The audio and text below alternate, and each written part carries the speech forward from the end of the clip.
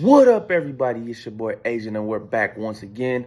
I'm coming to you a little late the next morning after, as we're on the final day of this regular season NFL. It makes me sad because that means the playoffs are here next week. But the most important thing, the Steelers play a Saturday night game, the first game of a double header, and they travel to Baltimore to take on the rival, the Baltimore Ravens. The Steelers were able to pull out a victory, 17-7, and they keep their playoffs hopes alive. Yes, they keep them alive, and go 10-7 to finish this regular season. Remarkable job by Mike Tomlin and company, with all these injuries that this team has had, from all the linebackers, from Landon Roberts to Cole Holcomb to Quan Alexander to Minkah Fitzpatrick to Devontae KZ. Defense has been banged up. Had to move Patrick Peterson to safety. But with that being said, the NFL is full of injuries, and you just got to find a way. The Colts have did it. The Texans have did it. A lot of these teams around the league have did it. Dolphins are battling injuries right now. But with that being said, the Steelers win yesterday. Yes, correct. And now as we head into today, I'm recording this before the games kick off, and the Miami Dolphins host the Buffalo Bills for the AFC East title. And if the Miami Dolphins defeat the Buffalo Bills, the Steelers will get into the playoffs, and Miami will move into the 2 seed. But Miami is battling injuries right now with maybe no Raheem Mostert, no Jalen Waddle, no Xavier Howard, and Josh Allen has feasted against Miami in his career. So hopefully, Tua and company can find a way to get this job done. And then other scenario would be the Tennessee Titans to beat the Jacksonville Jaguars, who are banged up, who haven't played their best football. But I still think it's possible for Tennessee to win. I know Ryan Tannehill starting today, but that's another scenario that we could possibly see. But who knows? So I'm hoping for that. I'll do a video later on in the night to give you guys an update on it. But as of now, the Steelers are not in right now, but they did their job. They took care of business, and now they have to hope and pray that these other teams can come and help them take care of business. Now let's get this game started. This game started off wild. It was very rainy, nasty, typical end of the season game in Baltimore or Pittsburgh where the weather's not good. No snow, just a lot of rain, and you could see it. Very sloppy early, a lot of missed handoffs, a lot of fumbles.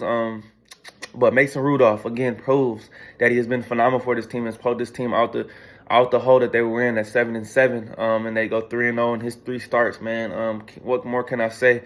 Very efficient, doesn't turn the ball over, pushes the ball down the field when needs to be. He finishes 18 for 20 for 152, and he threw a 71-yard touchdown late in that fourth quarter to get the Steelers up, to give them a wide gap between Deontay Johnson for 71 yards. Marcus Williams, the Ravens safety, jumped the route, and Deontay caught it, took it home, and boom, that's all she wrote. And George Pickens, no targets this game, no receptions, but that's okay. He was blocking on the field. You can see the maturity in his game.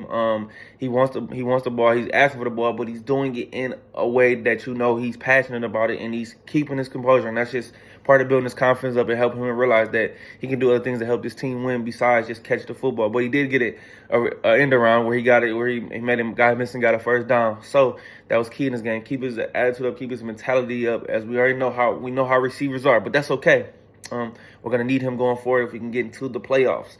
And also, Najee freaking Harris, man. Najee Harris, man. All these people, all these Steelers fans, all these haters saying Najee's not the guy, he can't get it done. But it was the Najee Harris show, and he got the ball, and he made these guys punish every time. 26 for 112 and a touchdown.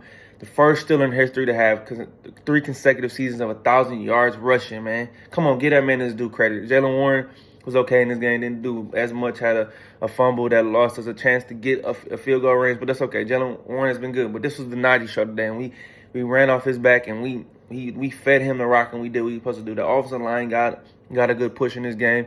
Nothing more I could ask for, and let's keep it going forward for this offense. Gave you 17 points in the game. I know. I will just a caveat, the Ravens didn't play a lot of their main start. I know Patrick Queen played, but no Marlon Humphrey, no Kyle Hamilton, no Lamar Jackson. But hey, I'll take it. They already locked up the number 1 seed, first round bye. It's okay. I'm not gonna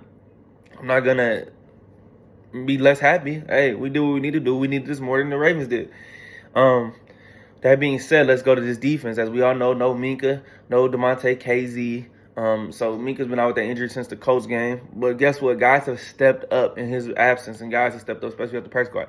Eric Rowe, man. He used to be a corner who's transitioning to safety right now. We got him out the practice squad. He had 12 tackles yesterday, man. That is phenomenal, bro. Miles Jack's been doing well for us. Landon Roberts came and played in this game, but you can tell he's playing on one arm. He's hurt. He's not healthy. But he's going out there, he's getting the job done. Mark Robinson even had a sack in this game. He's still learning, he'll figure it out. But just put these pieces together and just figure it out how it all works. Joey Porter Jr., another good game. Patrick Peterson, another good game. Chandler Sullivan actually played decent in this game as well. And so nothing more I can ask for this game. But the fact is, the Pittsburgh Steelers, they have the best defensive player in football. Yes, T.J. Watt, Defensive Player of the Year, question mark? I absolutely think so. Finished his season with a league leading 19 sacks, 19 tackles for loss, 4 forced fumbles, 3 fumble recoveries, 1 interception, 8 pass deflections, and a touchdown. So he has many sacks in this game as Myles Garrett's had in his last 6 games. So with that being said, I know it's not all about stats, but the impact for him is felt throughout this team. He is the leader of this defense. He is the engine that makes us go. He helps out Highsmith.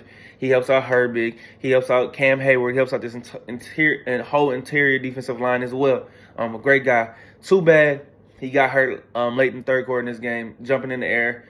Montravius Adams falls back and lands on his leg, and as they said, it was possibly a sprained MCL, grade 3.